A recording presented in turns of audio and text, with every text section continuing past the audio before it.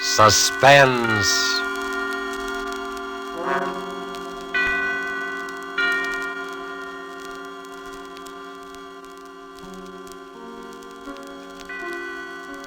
This is the Man in Black, here again to introduce Columbia's program, Suspense.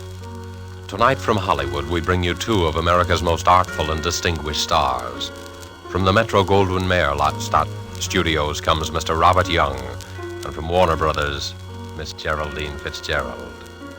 Mr. Young and Miss Fitzgerald are with us to play in an unusual tale by the unusual James Thurber.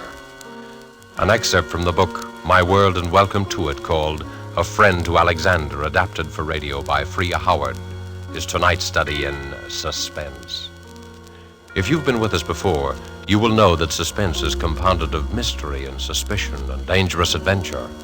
In this series are tales calculated to intrigue you, to stir your nerves, to offer you a precarious situation, and then withhold the solution until the last possible moment. And so it is with Mr. Thurber's poignant and strange story, and the performances of Robert Young as the man who was a friend to Alexander, and of Geraldine Fitzgerald as his wife Bess, who relates these events to us. We again hope to keep you in suspense.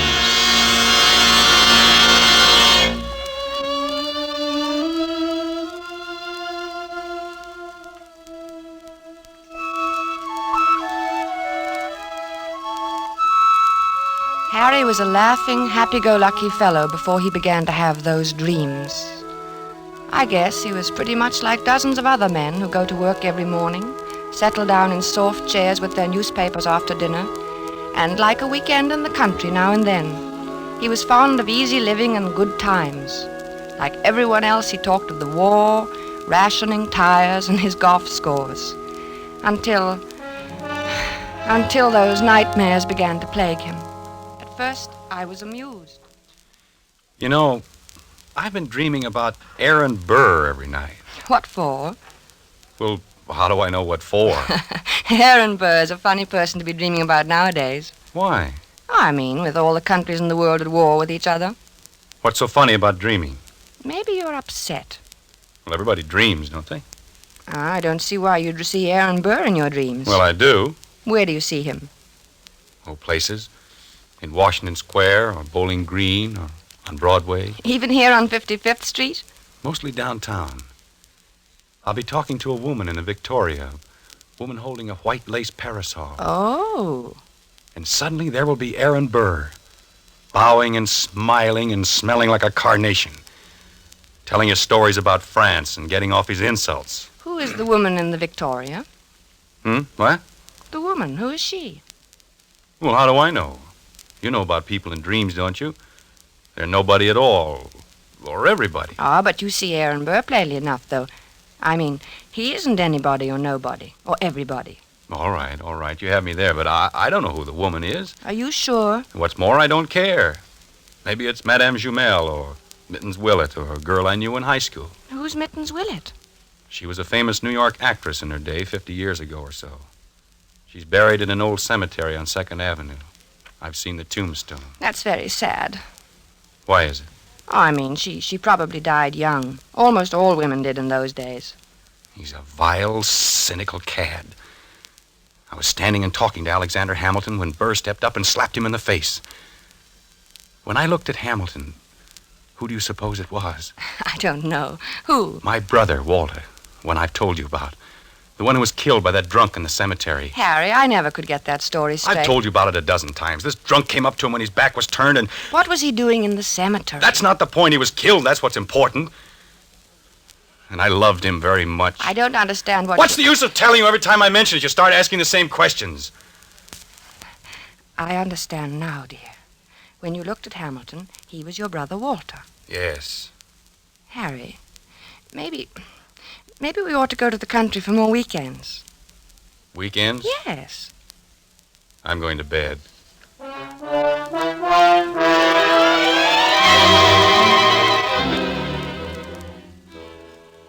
For a time that evening, I worried about Harry. Not about his dream. Why shouldn't he dream? But I wondered about his health. He looked so So worried somehow, so unlike himself. I was glad when he went to bed. A good night's sleep was just what he needed, I thought. How could I know? The next morning, we were quietly eating our grapefruit when Harry flung down his spoon. I wish he'd go back to France and stay there, him and his la-la. Who, dear? Oh, you mean Aaron Burr. Did you dream about him again? Yes, he said la-la to me. Why should he say la-la? I was at the tavern and we were drinking ale, and I said something funny. I don't remember what it was. Something amusing about what Ben Franklin had said to Washington once. It was one of those things, you know. No, I don't. Have some more coffee, dear. I don't want any coffee. I made this remark and everyone laughed. Everyone but Burr, that is. He sort of sniffed, and then he said, la-la. Well, why not? I mean, is there anything wrong about him saying la-la? It was the way he said it. He was sneering at me. They all noticed it. Who, dear? Who noticed The it? others, all of them. And Hamilton.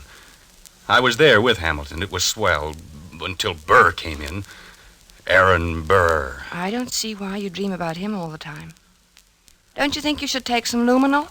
I'm not sick, I tell you. I know what I'm dreaming. I just thought, well, it's always Burr, and that seems odd. Well, why? Why shouldn't I dream about Burr if I want to? But you don't want to. No, but I can't help it.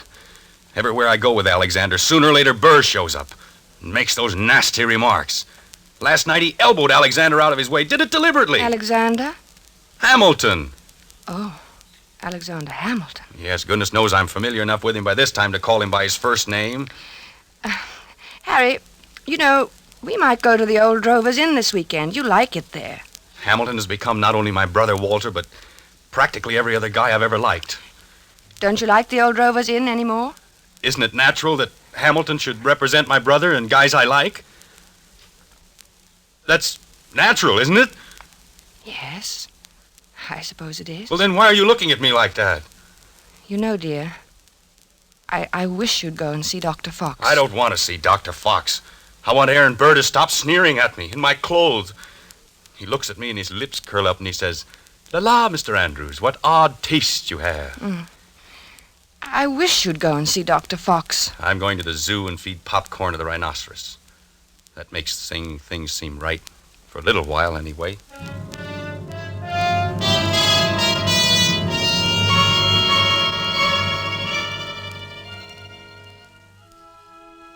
I thought he'd forgotten all about that ancient pistol duel, because for 2 days after that, he lost his haggard, tired look and actually seemed cheerful. But one night, about 5 a.m, he came into my room in pajamas and bare feet, his hair disheveled and his eyes wild. He got him. He got him. The rotter got him. Alexander fired in the air and smiled at him, just like Walter must have smiled. Like Walter? Oh, yes, dear. Your brother Walter, who was killed in a cemetery. This was at Weehawken in New Jersey. What? Your brother? No, Hamilton and Burr. The duel. Hamilton had a white ruff around his neck. Burr was in black tights, French clothes. Alexander lifted his pistol and fired in the air and then smiled at Burr. And then that fiend from hell took deliberate aim. He took so long. He meant to take his time about it. I saw him grin. And then he pointed his pistol at Alexander and fired. He killed him in cold blood, the foul scum! Oh, darling. Don't, darling. Here, dear. Take some of these pills. I don't want any. Oh, take it. You'll feel better. I don't want any, I tell you. Here, darling. Swallow. Please, swallow. All right. There. That's better. The cad. A rotten, sneaking cad. He grinned just as he fired, and Alexander clutched himself at the stomach, then shook his head and tried to walk forward. Then he fell, with his mouth open as though he wanted to say something. And Burr stood there, grinning.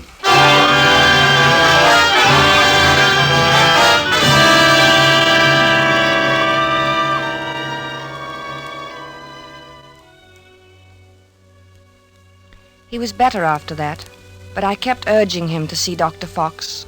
At first he refused, but later he decided to humor me. He was humoring me by this time, and Dr. Fox, too. How you been feeling, Doc? Oh, fairly well, Mr. Andrews. My pulse has been Now, just what seems to be the trouble? Nothing wrong with me. He has nightmares. You look a little underweight. Perhaps your diet. Oh, I'm not underweight. Overweight, maybe, but not underweight. Getting enough exercise? Same as usual. He's worried about something. He always has this same dream. Aha, a dream, eh? What kind of a dream? Just a plain old dream. Aha. No, it isn't. It's about his brother Walter, who was killed in a cemetery by a drunken man. Only it isn't really about him. Really? Why, very few people are actually killed in cemeteries. It's an interesting coincidence, if I may say so. You mean you know somebody who was killed in a cemetery, too? Is that the coincidence? No, I meant your brother being killed in a cemetery. You know, dead in a cemetery. A sort of, do you follow me? No. I think you should go see Dr. Fox, Dr. Fox. Interesting. Yes, very interesting. I wonder if you would mind stepping into the next room, Mr. Andrews. I want to give you a thorough examination. Right in here, sir, and we'll just have a look at you.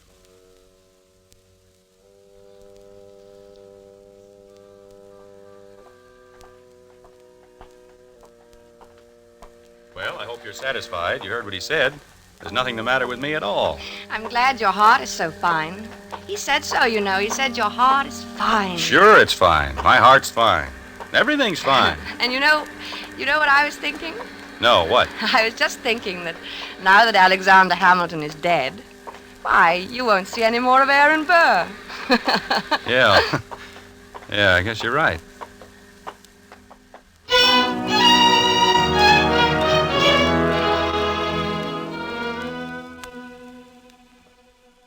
But I was wrong. Aaron Burr did not leave my husband to sweeter or more peaceful dreams. Harry said nothing about it for several mornings, but I could tell he was still being tortured by those ghosts. He brooded over his breakfast. He didn't answer me when I spoke to him. I dropped my butter knife, and he jumped. What was that? Only my knife. Oh, Harry, are you still dreaming about that man? I wish I hadn't told you about it. Forget it, will you? I can't forget it with you going on this way. Can't you forget I mentioned it? Maybe you should see a psychiatrist. Oh, bosh. What does he do now? What does who do? Aaron Burr. I don't see why he keeps coming into your dreams now. He goes around bragging that he did it with his eyes closed. He says he didn't even look. Didn't look when? When he killed Alexander in that duel. Well, what? He claims he can hit the ace of spades at 30 paces blindfolded. Furthermore, since you ask what he does, he jostles me at parties now. I think you should stay out of this, Harry. It wasn't any business of yours anyway. And it happened so long ago. I'm not getting into anything. It's getting into me. Can't you see that? I see that we've got to get you away from here. Oh, maybe if you slept someplace else for a few nights, you wouldn't dream about him anymore. I don't know. Let's go to the country tomorrow. We'll stay at the Lime Rock Lodge. Bess, why can't we visit the Crowleys? They live in the country. All right, fine. Bob has a pistol, and we could do a little target shooting. What do you want a pistol for? Plenty of open space. I'd think you'd want to get away from shooting. Yes. Sure, dear.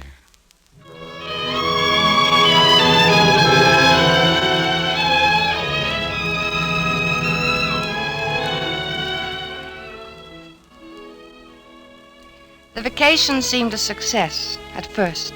When we arrived at the Crowleys' house in the cab, I thought I'd left my suitcase at the railroad station. Harry laughed his old normal laugh for the first time in many days as he found the bag and handed it to me. And then he leaned over and kissed me. Good old Connecticut. Oh, Harry, this is wonderful. Oh, we'll have a grand time, Bess. Yes, dear. Hello, Miss. Hi, Harry. Here they come. Good old Bob. Remind me to tell him that rabbit joke. Hello, Madison. I'll take your bags, Mr. Andrews. Thank you, Madison. Good to see you. Thank you, sir. Hello there. Biz, what a wonderful Well, day. Bob, Hi, how's the Dad. old country squire? Oh, fine. How have you been? Never better. Boy, it's good to be here. Hello, Alice. Well, you two, I'm so glad you've come. Gets kind of dull here in the hinterland. Oh, I'm glad, too. Say, wait till you get one of our extra special cold martinis into you. You'll feel ship-shape. Still know how to mix them, huh? Better than ever. Get lots of practice these long country winters.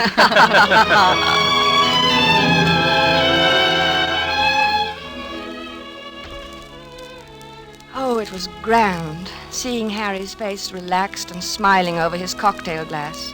When I went to bed that night, I felt that at last that nasty old business of the dream was over, and I was happy. But when I woke the next morning, I saw my husband lying rigid on his back, staring at the ceiling. One Henry Andrews, an architect. What's the matter, dear? Nothing. Oh, why don't you go back to sleep, Harry? It's only 8 o'clock, and this is the country. One Henry Andrews, an architect. What are you talking about? That's what he calls me.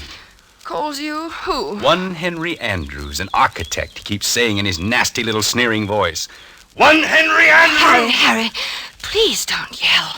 You'll wake the whole house. It's early. People want to sleep. I'm beneath him. I'm just anybody. I'm a man in a gray suit. Be on your good behavior, my good man, he says to me, or I shall have one of my lackeys give you a taste of the riding crop.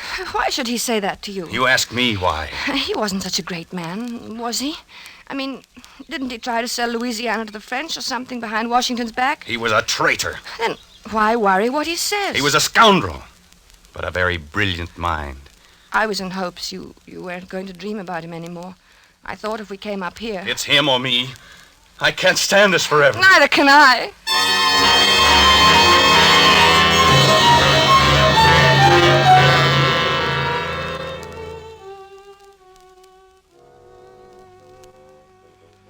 As I had expected, Harry spent most of the afternoon with Bob shooting at targets.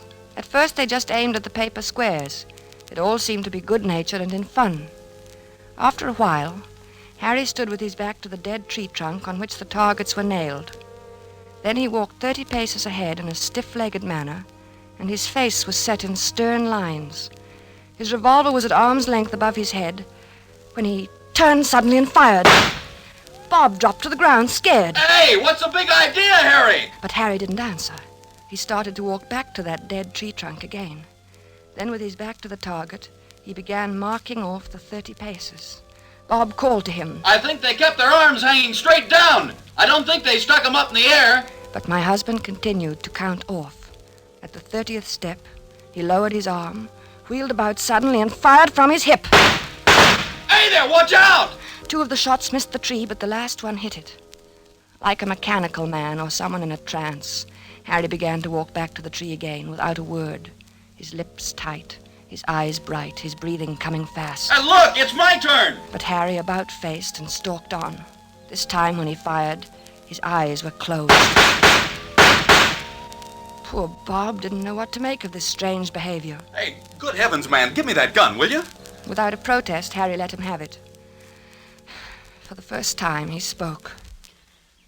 I need a lot more practice, I guess. Well, not with me standing around. Come on, let's get back to the house and shake up a drink. Gee, I've got the jumps. I need a lot more practice.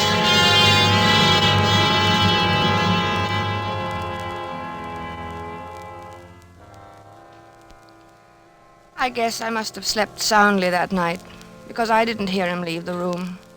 He must have crawled out of bed, dressed silently, and crept out of the room. The sun was just coming up, and the light was hard, and the air was cold. Then I heard the shots. I threw on a dressing gown and ran downstairs. The Crowleys were in the hall. Oh, good heavens, Bess. Is Harry all right? It sounds like it. Where is he? What's he doing? It sounds as though he's out behind the studio shooting.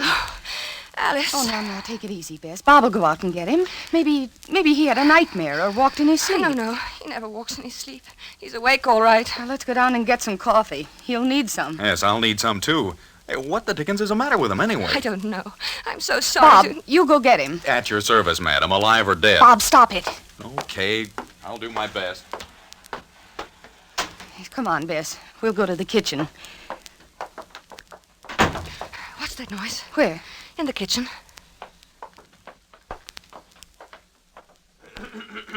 Oh, it's you, Madison. Yes, ma'am.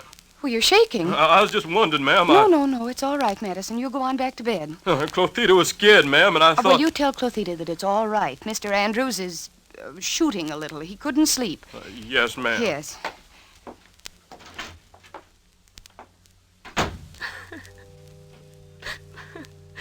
I don't know what to do, Alice.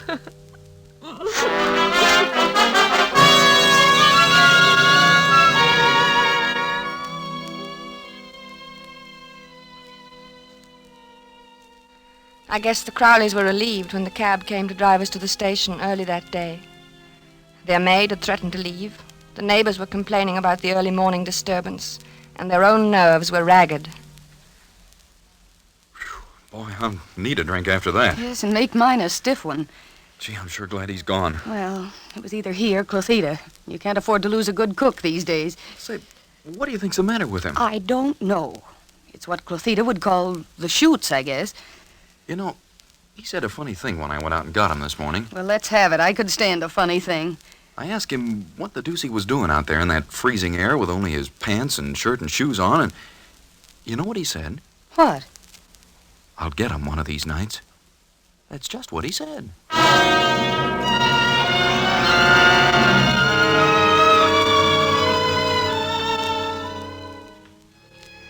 By this time, I was really frightened. When we returned to the city, Harry was a picture of gloom. Our first night back, I looked at him as he lay on the chaise longue in my bedroom in his blue dressing gown, smoking a cigarette. He was haggard and tired, and he kept biting his lower lip. I mixed a scotch and water nightcap for him. No thanks, no liquor. I need a steady hand. Watch my hand. Does it tremble? No. Is it steady? Yes, very. That's good. That's very good.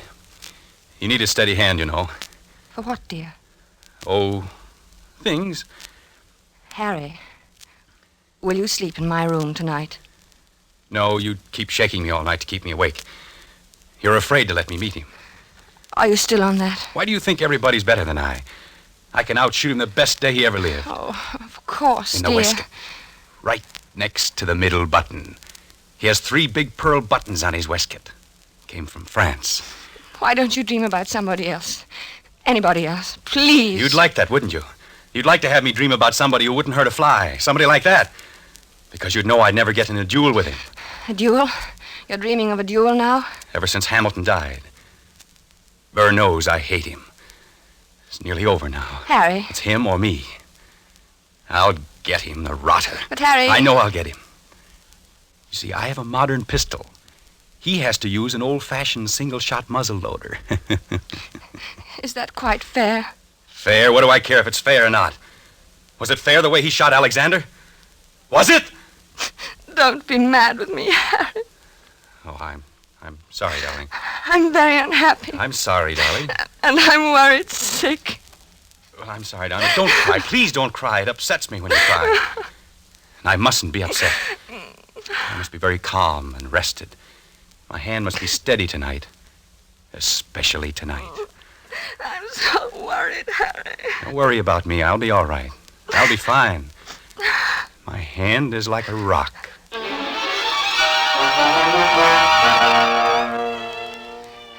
Later, when I kissed him goodnight, I knew it was really goodbye.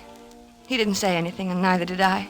It's just that he seemed so far away, in another world, and each moment I felt that he was becoming more and more remote. Something told me he wasn't coming back.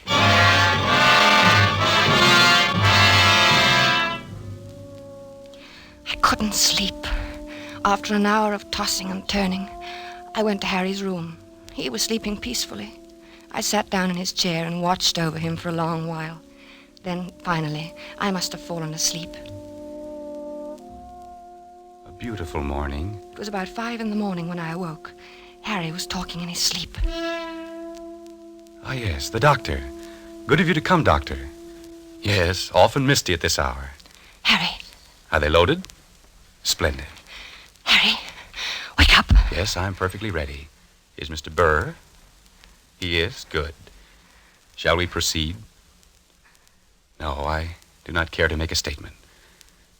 Very well. Yes, I understand perfectly. 10 paces.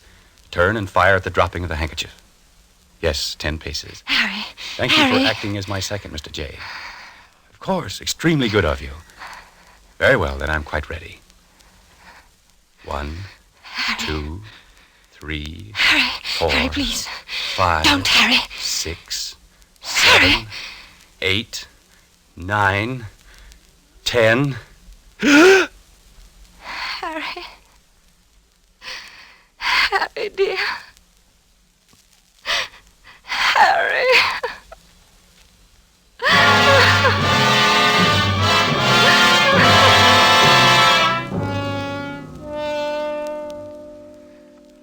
Dr. Fox was puzzled when he examined Harry the next morning. Extraordinary. His heart was as sound as $1 when I saw him the other day. He seemed to be fine, Dr. Fox. I can't understand it. What? Why his heart stopped as if he'd been shot. Shot. Yes. Of course, there are no gunshot wounds and no... Shot. Now, Mrs. Andrews. That's it. Shot. No, you'll have to calm yourself. You can't help him now. I should have known it would happen. I kept staring at Harry's right hand. The 3 fingers next to the index finger were closed stiffly on the palm, as if gripping the handle of a pistol. The taut thumb was doing its part to hold that invisible handle tightly and unwaveringly. But it was the index finger which held my eye the longest. I looked carefully to make sure I was right. Yes, it was so. That index finger was curved inward slightly, as if it were about to press the trigger of a pistol.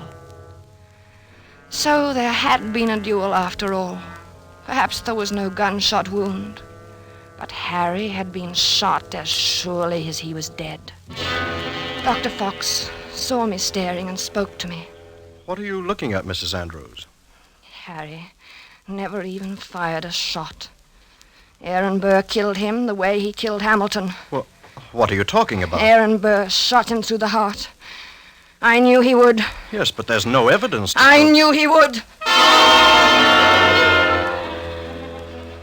Then Dr. Fox put an arm around me. He looked at me gently and a bit frightened, the way I used to look at Harry when he told me about his dreams. He led me to his assistant and whispered something. He thought I didn't hear him, but I did. She's crazy. Stark, raving crazy. I let the assistant take me away. Maybe he thought I was crazy, too. But now I knew. Aaron Burr got Harry, just as he had killed Hamilton in that old quarrel long ago. I knew he would! I knew he would!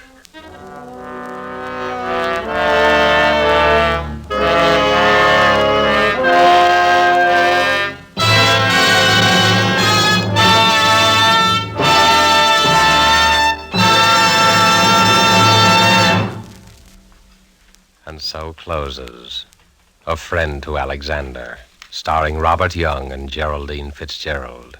The James Thurber story, which was tonight's tale of Suspense.